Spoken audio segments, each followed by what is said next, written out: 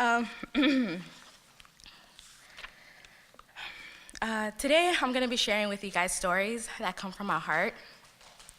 Now, what does that mean and why is that important? I think that as educated students, we are able to deny facts. We are able to choose not to believe facts many times because experiments were conducted wrong.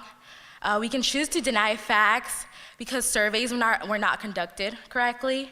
And one thing that I've learned in statistics is that if you don't conduct a simple random sample, then your survey doesn't represent the population very well. So I think we can choose to deny facts, but today I'm going to be sharing my story because it is not a fact, it is my experience. And so one thing about sharing stories is the fact that nobody can deny your experience. No one can deny, if you think about it, can deny what you've gone through, what your perspective is on life because of the experience, because of the place that you came from.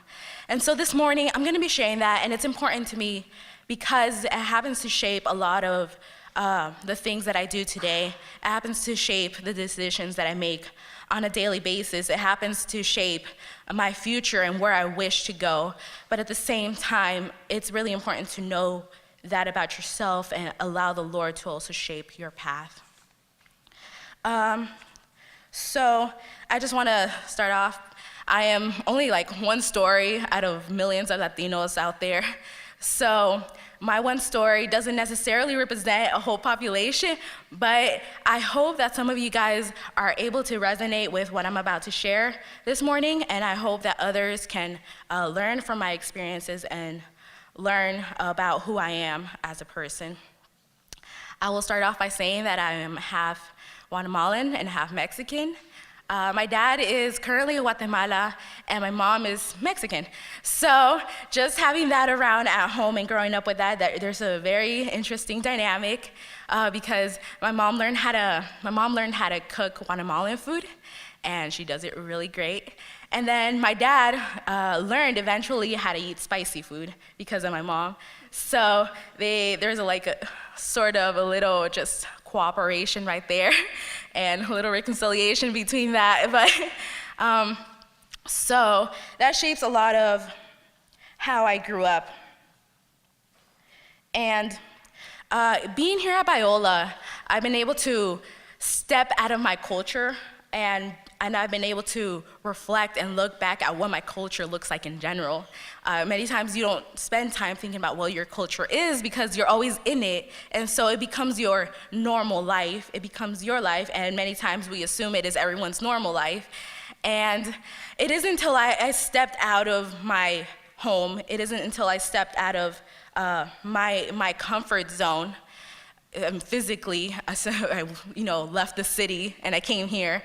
So it isn't until I did that I was able to learn from my own culture and be able to reflect and figure out what that is.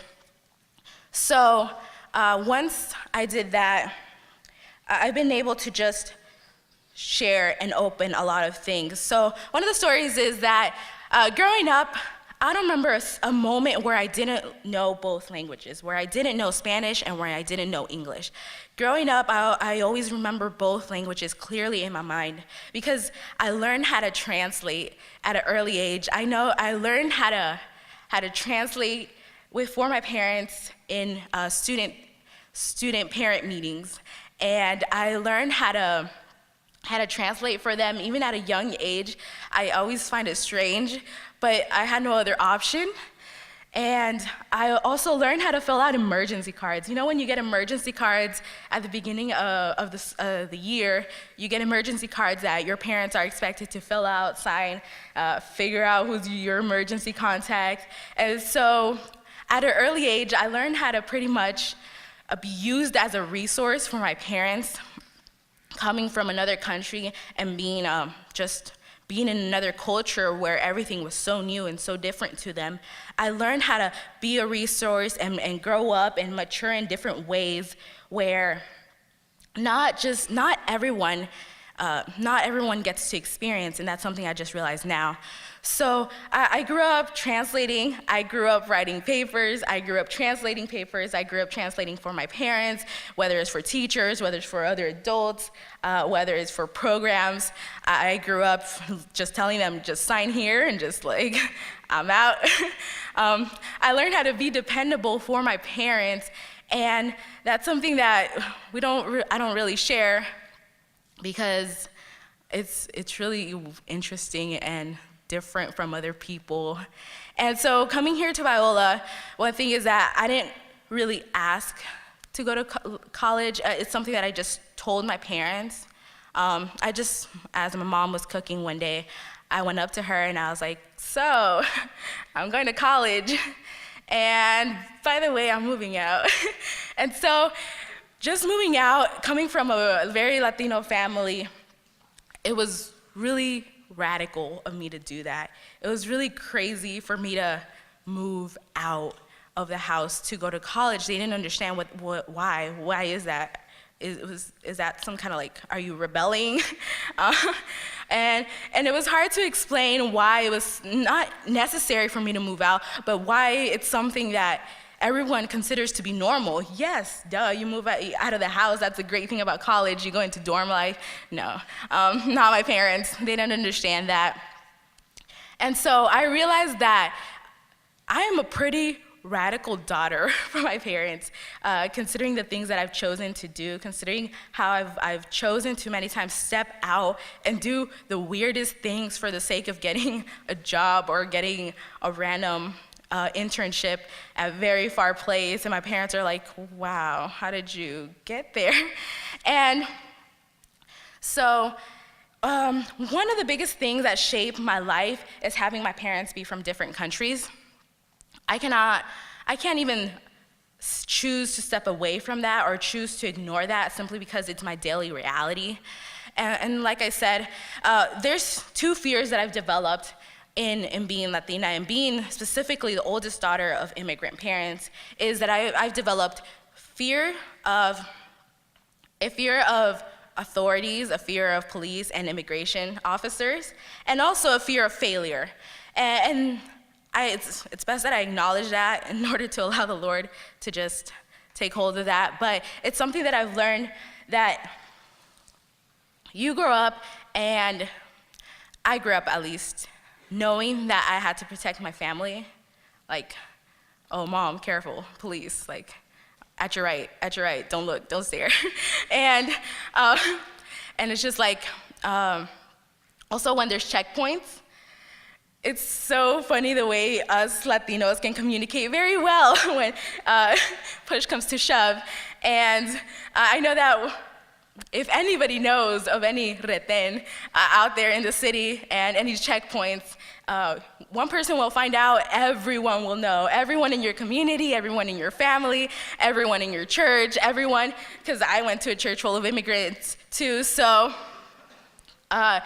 you will communicate very well that message, and you will get it across to everyone to make sure they do not go through that street, to make sure you don't even get in the car because you don't know, or take an alternative route. And I've learned how to do that. I've learned how to just share that with my mom, and I still do it today because I still get the messages, I still get the memos, and I'm like, Mom, just a heads up, don't pass through that? Okay, got it. So very good communicators in that sense. But in a more serious sense, I've learned how to not trust many officers because I'm always fearful, and I grew up fearful knowing that my parents could be taken away from me. And I grew up very fearful of knowing that at any moment they could be far away from me. And I've learned how to keep in mind that at any moment I would have to step up to take care of my younger siblings. I also developed a fear of failure. Why is that? Because my parents didn't always know how to support me, but even though they didn't know how to support me, my mindset has always been on success and reach that American dream where you get to have everything. But it mainly came, and I know this today, it came from a big fear of not wanting to be poor anymore, not wanting to be fearful, not wanting to feel like an outsider, not wanting to feel so uncomfortable all the time, not having to just live a lifestyle that my parents were living. A big part of wanting an education was not wanting to do the jobs that my parents do in and out all the time, and seeing them tired. I know that one of my biggest frustrations, and one thing that I did not grow up with, is seeing my parents have no vacation. I don't know what that's like. I still don't know what that's like, where my boss talks about taking a vacation, and she takes a vacation sometimes at least once a month or something, and she's out.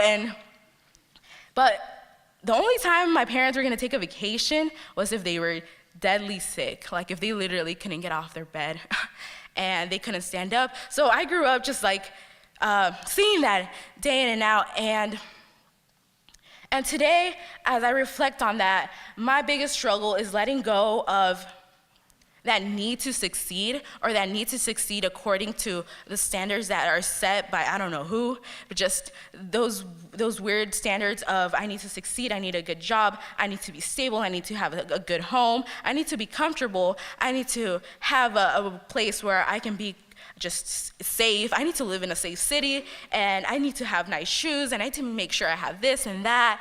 And I realized, no, what in reality is the kingdom of God? And that's my struggle today. That's my struggle as I seek the Lord. The Lord doesn't call us to a place of comfort.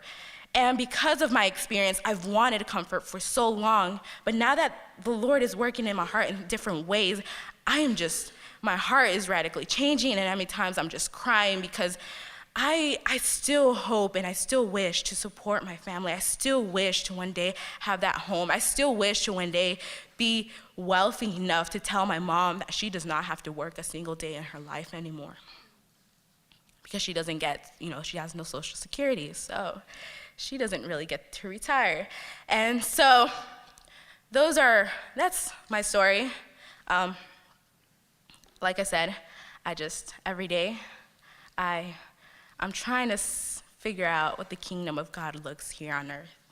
And many times are just, in reality, for me, I don't think it's gonna be a place of comfort. I don't think it's gonna be a place with a pretty pink home and a pretty pink life. I think it's gonna be a place where I get to learn how to just share with others in their pain and learn how to find hope and trust in the Lord. So that's my story. Thank you.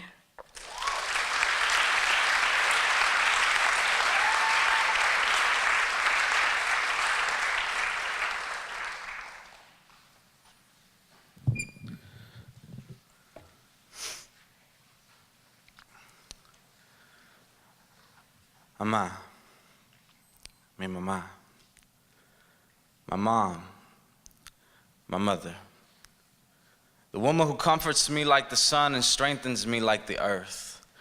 As she was first graced with love from the sun, and her skin is the color of the earth. The woman who taught me the worth of a relationship with God, family, and church. Unafraid of reminding me of the 24 hours of work she gave as she lied there giving me birth. And mijo, just like God used me to bring you into this world, don't think he won't use me to send you back. Mira, vas a ver next time you act up when I tell you to get ready for church. The woman who exemplified faith, holding strong to the promises of God. Somehow always able to muster up the grace she gave to the men in her life who left her with tears in her face, left her in fear and with haste, left her. The woman who stayed in the race. Although every day her enemy tells her, you're not gonna place, you're not gonna place, she still remains on pace. And I gotta keep my heart pure. And I gotta keep these words pure, because my mama didn't get beat down not to be heard. And before you write me off as absurd, let me break it down for you a little.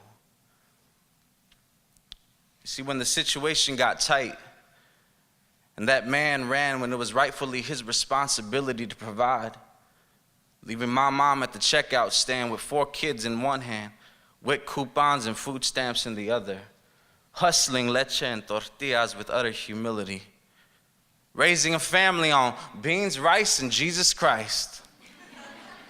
But when the beans and rice were hard to find, it was Christ who supplied the means to fight and the means to live.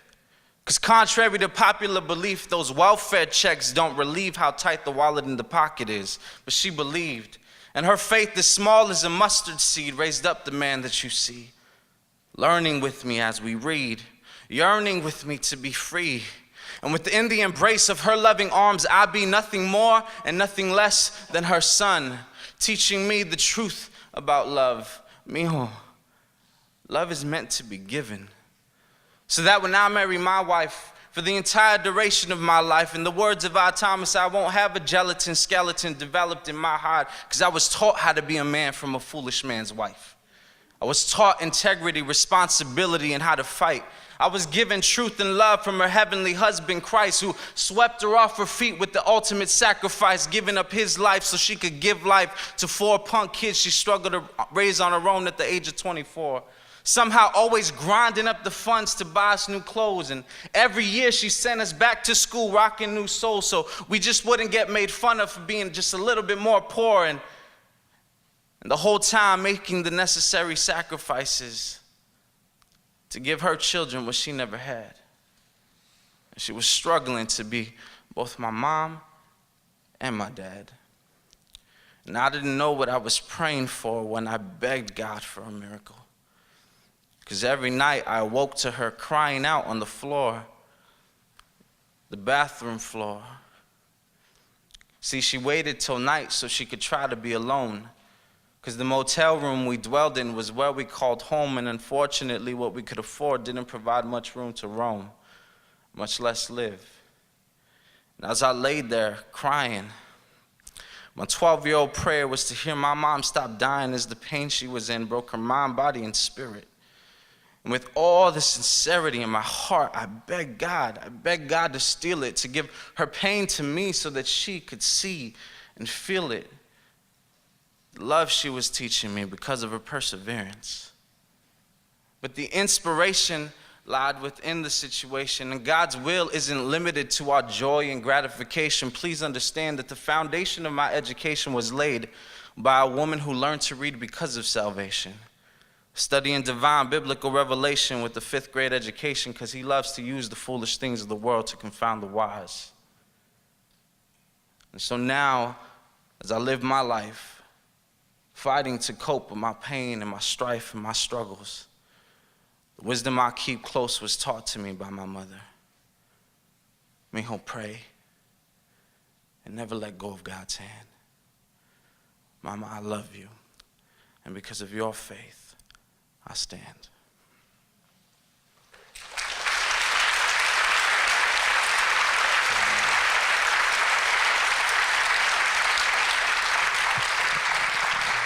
So I just want to, that is my story, given to me by God in the form of a spoken word poem. That's the first poem I ever wrote to be performed, and I wrote it probably around, I want to say, 7 years ago. I wrote it in the sub during a poetry lounge that was put on by multi-ethnic programs. And it just came, and I was just flooded with emotions because it was during a time when I was a student at Biola and I was wrestling with my identity. I was wrestling with who I am. I was wrestling with my worth and my value. I was wrestling with why God had me here. I was in a time of just great depression, and I felt like my foundations were being ripped out from under me.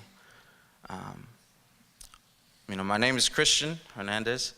I'm born and raised in East LA, about 20 minutes west of here. Grew up there my whole life. When I say I grew up, born and raised in East LA, I say that because that's where the church I grew up in was. I moved around about 15 or 14 times before I moved to Biola. every year was transition. I grew up in transition. That is home to me. But the only thing that was always constant is this little church on Ford and Whittier Boulevard that's in an old courthouse in East LA, that essentially was the church that I was in Monday night, Tuesday night, Wednesday night, sometimes Thursday night, Friday night, Saturdays, and twice on Sunday. That church was my home. It was the only place that I knew wouldn't leave, or that I wouldn't leave.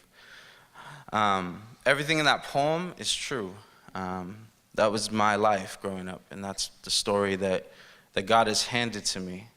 And I share that story with you as a gift that God has given me, a grace that God has given me that I now am blessed to offer to you. Our stories are all gifts. And the beautiful thing about God is that He can communicate His love, He can communicate His truth, He can communicate all these deep, profound theological truths, all of these just penetrating realities of how great His love is through stories like mine, through stories like yours. And it's a blessing to know that as a Latino, I like to call myself a Chicano, which is Mexican American, because my family is, my mom's immigrant, but I was born and raised here, and so I don't know what Mexico is like. I only know America, but yet I only know America through the eyes of being Mexican. And so I'm not fully Mexican, I'm not fully American. I like to call being Chicano the hyphen that connects the two. And so for me, that's just my story. And when I got to Biola, I was met with a lot of, just a lot of excitement, I was asked to give my testimony as the first in my family to go to college during SOS week at the orientation communion ceremony where everyone has their family. My family couldn't be there, and I gave my testimony. And so for my first year of college here at Biola, everyone recognized me. Everyone recognized me as the ghetto kid. And I would have people come up to me and say, "Hey, oh, you're that ghetto kid that gave your testimony." And at first I took that as a badge of honor, like, heck yeah. But then soon I realized that people were just seeing my story and they weren't seeing me. And so I just want to leave you with, when people share with you their story, as much as it is a gift and a treasure, the greatest treasure is cherishing that person that is offering it to you. And so when people share their stories, no matter how different they are from yours, I just encourage you and admonish you to see that person first, and to acknowledge that person first, and to value and validate that person first.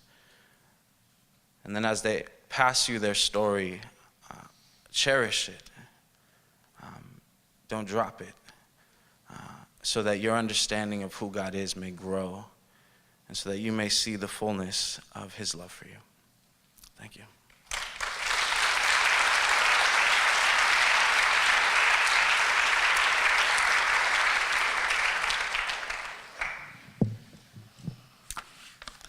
I feel incredibly grateful to be able to share my story. I'm a literature professor, so I really believe in the power of stories. And so I wanted to thank Erica for inviting me to share my story, although I have to admit that when she asked me, my first reaction was not gratitude. Far from it, actually. And I spent nearly 2 days trying to come up with good reasons to say no. And obviously I didn't come up with any. But clearly, public speaking is hard, but it wasn't just hard because of public speaking. It was hard for me to say yes because talking about issues of identity, ethnic heritage, and personal experience is hard. Some of you might struggle to tell your own story, and others might have friends or roommates or classmates who are reluctant to share. Please be patient. These kinds of conversations work best in a context of safe and trusting friendships. I am trained in the area of contemporary American lit, and my specialty in particular is gender and minority discourses. My dissertation work is on Chicana authors. So I have experience thinking, reading, teaching on such topics. Nevertheless, telling my story as a Latina, or as I also identify as a Chicana, is hard. It's hard to share my story because I believe, because it is a personal story. It is the story of my family, of my experience, of my disappointments and struggles, my triumphs, and very much about my insecurities. I highlight my own hesitance to share with you because some of you are probably like me and hesitant to share. But in spite of our fear, our discomfort, our doubts, we must speak. Your story matters. Each voice matters. When I teach on the subject of racial identity, I talk with my students about the importance of embodiment. We all know that each of us are created in God's image. We all believe that we have fundamental worth, but we are not spirits floating around. We live in bodies. We go through life in these bodies, and there are real-life implications for those bodies. We know this from our own history. In times past, certain bodily characteristics determined possible rights and opportunities, whether you might be free or enslaved, vulnerable to violence or safe, whether you might be eligible for citizenship or voting rights. Fortunately, we live in a time where we have the legal protection against such discrimination. So although our bodies might limit our opportunities, they certainly don't limit our rights. Please hear me when I say, though, that despite such advances, there is still room for growth when it comes to racial or gender equality. And I believe that as Christians, perhaps more than any other group, we should be concerned with all human flourishing. People can more fully pursue their calling if social barriers and inequities are removed. As a side note, I want to acknowledge that there are some obstacles that are not physical, right? So it might be an issue of poverty or class or other things, but because I'm talking about my own identity, it seemed important to start from acknowledging the significance of a racially marked and gendered body. There is a rich and vibrant literature about these topics, people of color writing about their experiences and identity. Most often, minority authors will talk about a moment when they realize that they are a raced person and when they comprehend the implications of that race. In particular, one of my favorites is W.E.B. Du Bois in The Souls of Black Folks, when he talks about this moment of racial awareness, when he had attempted to give a card to another little girl who was white, and she rejects his card because he's black. And he describes it as if a veil has kind of dropped down between him and the rest of the world. It is also this section of his piece where he talks about the idea of double consciousness. Many of you, I'm sure, have heard of this before, but he talks about the fact that minorities, in particular African Americans, but I think we can kind of extrapolate that to apply, have their own sense of identity, who they think they are, but also they enter a world that already has a view of who they are, right? And in particular, he writes saying that he sees himself, but he also lives in a culture that views and judges him with contempt simply because of his blackness. So I hope there isn't a vast discrepancy between how you conceive of yourself and how your world conceives of you. Some of you might be fortunate to not have very much distance between those two things, but please know that that is not the case for everyone. In my own life, I grew up very much aware of my racial identity from a young age. However, it wasn't really until I was older that I realized the larger implications of that. I grew up not far from here, really just down the street in Norwalk. I am the wonderful result of an interracial marriage.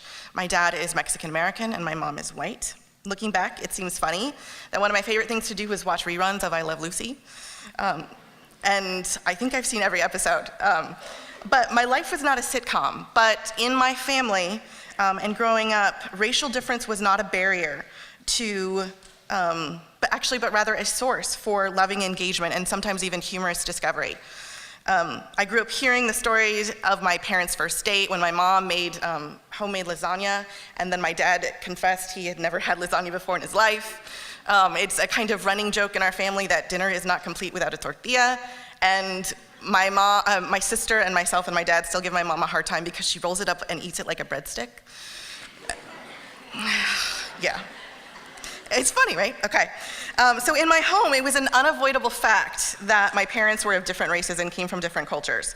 But I was simply Shelley, right? Who I was and the way I thought of myself was shaped by my personality, interests, temperament, and talents. And then I entered the larger world and discovered that my brown skin, brown hair, and brown eyes weren't read as white or biracial, but as Latina. I was no longer simply Shelley, this kind of stubborn, strong person who liked to read, but I moved into a social world that attached meanings, assumptions, and expectations to my body.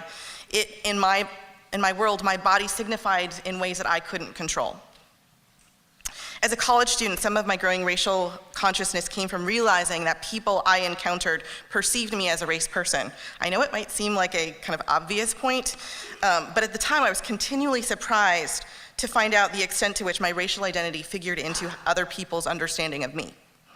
A further awareness came more slowly, and it was that in multiple and perhaps more subtle ways or less tangible ways, my racial identity carried actual or perceived constraints. In order to pay for college, I worked at the Limited, and I was super excited when I was getting hired there because I wanted to use the employee discount. Yeah, love to shop. It was a clothing store that was marketed towards kind of working women. And when I was hired because I already had experience in retail. They were excited because I knew how to use a register. And so when I was put on the register, I really didn't think much of it. It was, holiday season and lines were long, it made sense. But unlike the rest of my colleagues, I didn't leave the register, right? The rest of my colleagues would spend most of their time showing great outfits or selling things, which, by the way, I have great sense of style, so they missed out. But I stayed at the register, right? If you would have pressed me at the time, I would have just said something like, maybe it's because I'm seasonal, maybe it's because they need my expertise. But what I know now and what I can actually admit is that myself and one other person were the ones who worked the register exclusively, and we were both Latina, right? So I can tell you different stories. I can tell you about how I was leaving my home and there was somebody kind of honking their horn trying to get me to pull over. I assumed it was some kind of tail light out or something like that. Turns out it was people who mistook me for their housekeeper, and so they wanted to leave instructions for whatever things they needed to clean, right? And so it's not that there's anything wrong with being a housekeeper. In fact, my grandmother worked as a housekeeper for pretty much all of her life. My dad, before he was a warehouseman, worked as a janitor. In fact, he worked at the school that is now the McNally campus. But what I was getting were messages about what I could and should be, right? And in my remaining time, I want to shift focus just a little bit. So it's important to acknowledge our experiences of discrimination or bias, to actually say out loud that people make assumptions or say offensive things, and to say that it really stinks, right? But in all honesty, you and I have no or very little control over other people. I cannot promise you I won't be mistaken for a housekeeper, but what I can do is refuse to allow other people's low expectations to shape my future. I think it is no coincidence that at the same time I became increasingly aware of my racial identity, I became increasingly silent in my classes. As a college and graduate student, I struggled to find my own voice. I stayed silent in class and would only speak out when called upon. I had one professor who I guess read my expressions and would call on me, but for the most part, I didn't talk. It was painful, and I constantly struggled with feelings that I didn't belong, that I wasn't good enough, or that I didn't have something valuable to say. Some of that is probably due to being a first-generation college student. Some was probably due to gender socialization.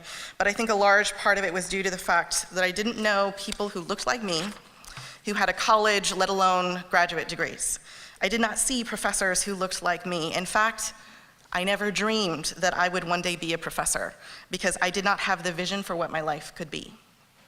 If you take anything away, I hope you will be encouraged to dream bigger than cultural stereotypes, bigger than social expectations or family circumstances. Be willing to envision an unconstrained future, one marked by God's calling.